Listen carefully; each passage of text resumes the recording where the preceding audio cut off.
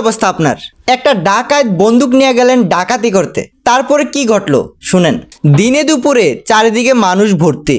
একটা দোকানের মধ্যে মালিক বসে বসে মোবাইল টিপছে, আর তার কর্মচারী পাশে দাঁড়িয়ে আছে। ওই দোকানের মধ্যে একটা কাস্টমারও ছিল।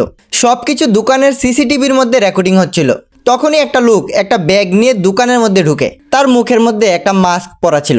বাকি 8-10টা কাস্টমারের মতনই তারাও তাকে একটা কাস্টমার ভেবেছিল। তারা কোনোদিন কল্পনাও করতে পারেনি এই দিনে দুপুরে তাদের দোকানে কেউ ডাকাতি করতে যাইবে। তারপর লোকটা ব্যাগ থেকে একটা পিস্তল বার করে। পিস্তলটা দেখে সবাই ঘাবড়ে যায়।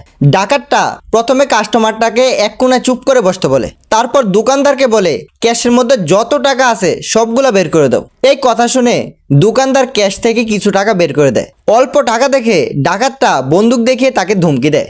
দোকানদার ভয় পেয়ে ক্যাশ থেকে আরো কিছু টাকা বের করে দেয়। এতগুলি টাকা পেয়েও সে কিছুতেই সন্তুষ্ট হচ্ছিল না। দোকানের মধ্যে অনেকগুলা ড্রয়ার ছিল।